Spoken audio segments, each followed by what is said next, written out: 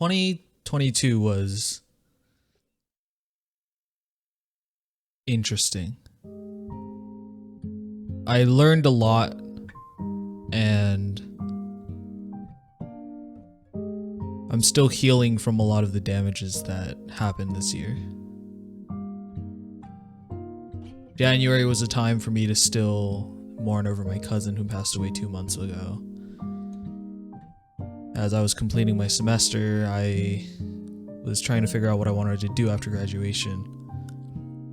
And I realized I just kind of wanted to move out and just start my life anew somewhere. And so in May, I moved out. But I didn't know what was going to happen after that. I didn't realize the next 6-7 months were going to be the hardest of my entire life. I didn't know that I was going to deal with so much trauma and so much troubles from just moving out to LA. I didn't realize I was going to be dealing with such a childish person that I moved in with. I thought I was moving in with a friend, but I was moving in with someone who just didn't understand anything, didn't understand boundaries, didn't understand how to do his dishes or do anything. I moved in with someone who just was a slob. And it put a lot of pressure on me to actually just start getting my life together, but I didn't know where to start because I was still getting adjusted and still trying to figure out what I wanted to do during this year. And so as the months moved on, I kind of just realized I'm just out here to accumulate debt. I'm out here to just live in the real world without having a real world job. I had 3 jobs in 6 months.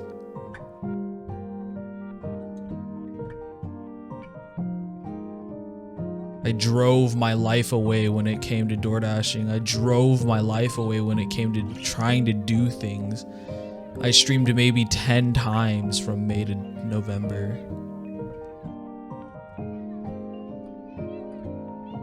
What I wanted to do was continue to stream. What I wanted to do was start making content more regularly because I'd be away from my somewhat overbearing parents and somewhat restrictive household.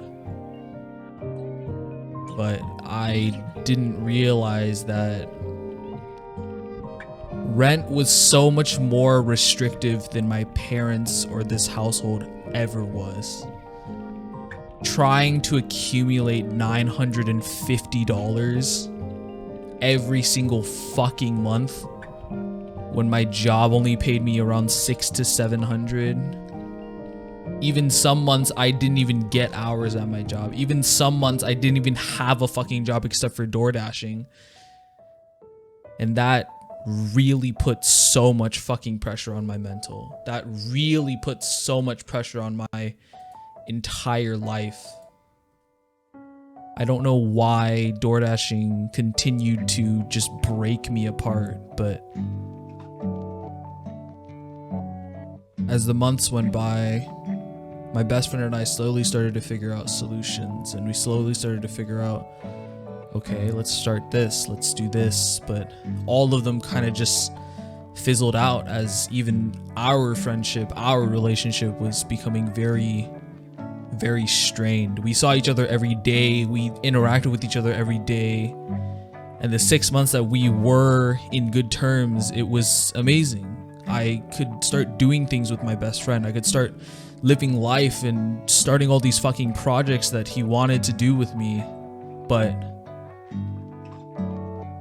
all good things had to come to an end. And in October, there was this massive outburst that he and I went through, and it just put so much pressure on me. It put so much pressure because I couldn't move back in. I couldn't go back to the apartment because there was that shitty roommate. I couldn't go to the office that much anymore because they were kicking me out over there as well.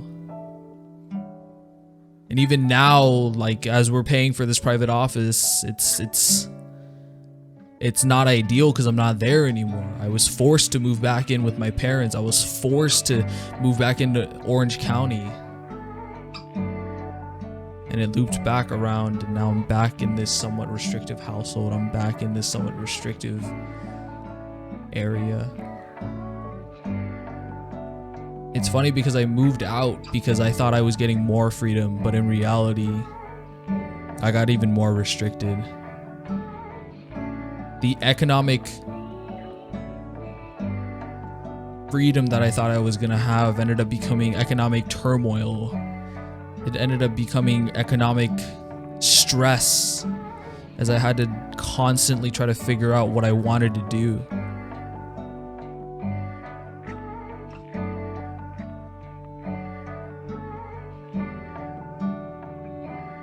And I think as I slowly start to process things and I slowly start to figure things out, I think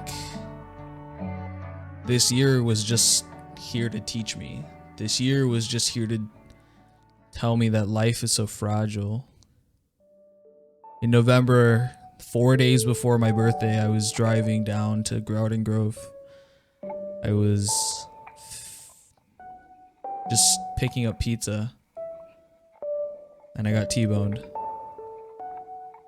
My 2014 $40,000 Acura RDX that my parents had given to me for graduation was gone. It was ruined. The frame was so bent in that I couldn't even open the driver's side area. How I didn't die was a fucking miracle. How I didn't die was just a blessing. It signified that I have so much more to live in life. It signified that I have so much more to do on this earth.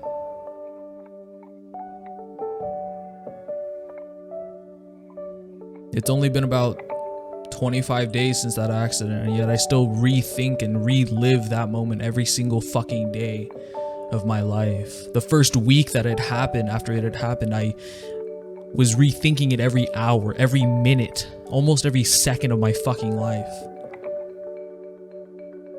If I didn't swerve away the last minute, I would have fucking died. If I slowed down even less, I would have fucking died.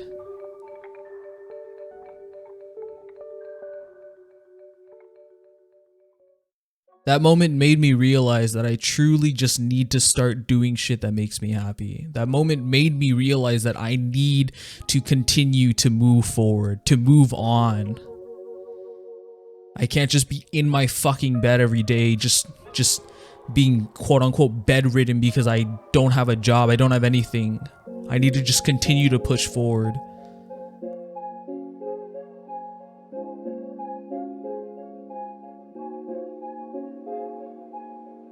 I think this year really just taught me that life is so fragile. Do what makes you happy. Pursue what you want to pursue. Pick up something that sure makes you money and is stable for now, but spend your time into something that you really want to see grow. And for me, it's just growing my brand. Whatever that means, whether that's content creation, whether that's producing music, whether that's video essays like this.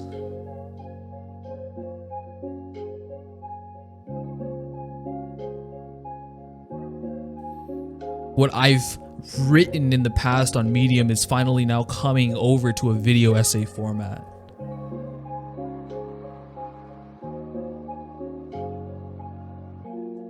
What I want for myself to be in 2023 is someone who understands himself. I want to be someone who truly knows what he wants to do. I want to grow into someone who starts to love himself more. I think in 2023, I'm going to start being more private with my goals. Every time I announce something or I try to say like, oh, I want to do this, oh, I want to do that to the public, it almost never goes to fruition.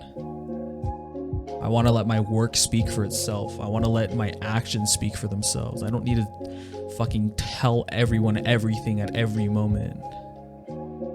As someone with ADHD, that is something that I do so frequently. I overshare. I always have a thought in mind. I always try to have my say in a conversation when I should just be listening, when I should just be kind of observing and staying quiet and looking at people. That is something I want to do in 2023. And so, like I said, 2022 was a growing year, a growth year, a year of character building, a year of learning. Life is so fragile. Life continues to be fragile. I honestly don't even think I am the only one that was affected so greatly by 2022.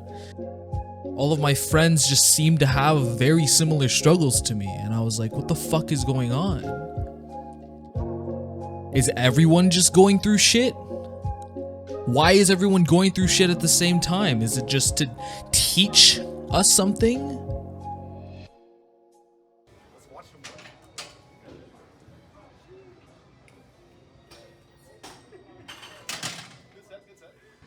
Yeah, stay there. Okay.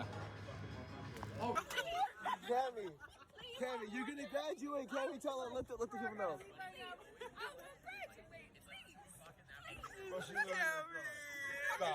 Stop, she was crying. My closing thoughts are, please just do something in 2023 that makes you happy. Because you never know when life can be torn apart and be torn away from you. You never know. Please pursue something that you want to pursue. Hey, yo, roof access? Hey, yo. I'm thankful for 2022 because it taught me so much. I'm thankful for 2022 because it taught me how to be resilient. Even more resilient than 2018 when I was suicidal. I had fucking massive depression. I had no friends in high school. My dad got cancer. 2022 taught me even more than 2018, and I think that's fucking crazy.